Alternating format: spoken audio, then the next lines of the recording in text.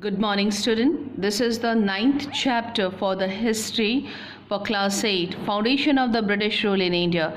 Before starting the chapter, I want to tell you this chapter deals with how Britishers came to India and set up its branches over India. Now, they never came to India for the ruling first. They came to India for the trade purpose, and slowly when they saw that the Indian politics are very weak, they got the right opportunity to establish their empire over India. So this is the chapter dealing with that. Okay, now foundation of British rule in India, European traders in India.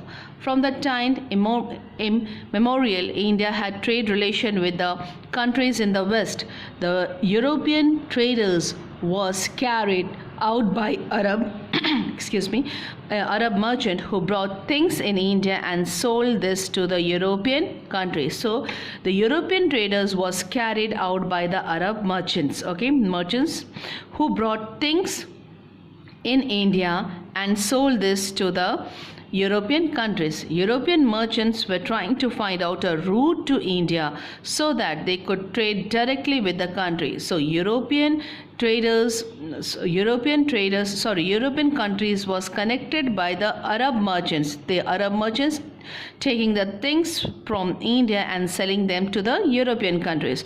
European merchants was trying to find out a route in India so that they could directly trade directly with the country. This indirect trade came to an end with the discovery of the sea route between Europe and India. Vasco da Gama of Portugal reached Calicut in 1948 CE.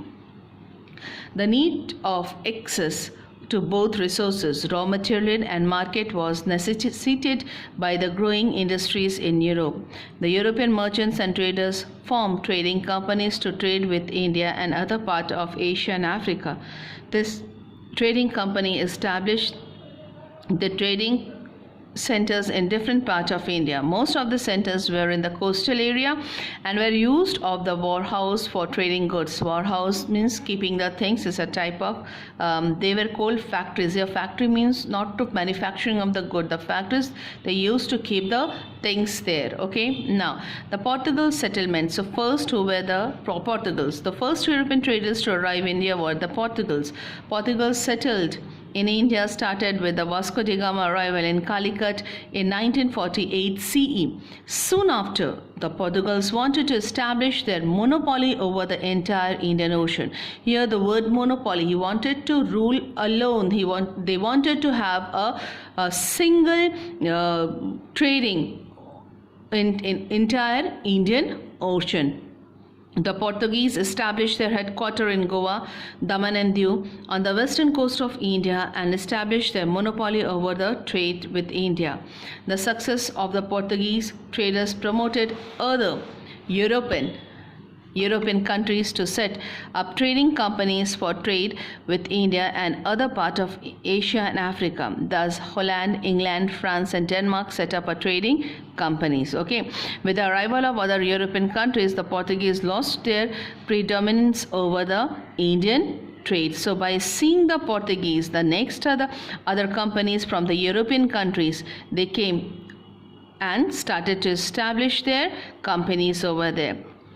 Next was the Dutch East India Company. The Dutch East India Company was established in 1602 after the Portugals. It was more interested in the profitable spice trade with the island of the East Indies. In India, the Dutch set up trading centers in the Masulimpatnam, Nagapattinam, Chinsura and the Cochin, but the Dutch soon came into conflict with the British and were forced to move out of India. Next was the East India Company. So we came to know first were the Portuguese and then the Dutches, and Dutches were removed by the Britishers. Okay, forced to move out of India. Now, third was the English East India Company. In 1600 CE, A company popularly known as English East India Company was established by a small group of English merchants. Got it? Queen Elizabeth, by a charter, granted them the exclusive right to trade with the East. The English East India Company set up its first factory at Surat in 1612 CE.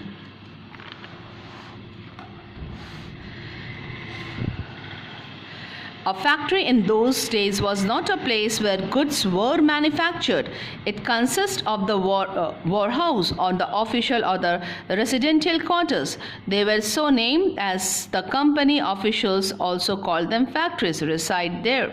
Sir Thomas Roe visited the court of Jahangir and obtained trade concession for the company. So that time who was the ruler? The Jahangir. Okay, and Jahangir and Sir Thomas Roe asked the concession for the company. Although the Mughals grant them trading right, they were not allowed to fortify their factories. Later, the English established trading centers at several places. Madras became an important British trading settlement.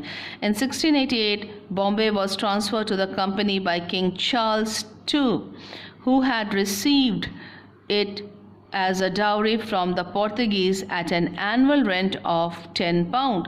The company also established trading center at the Fort William in Kolkata.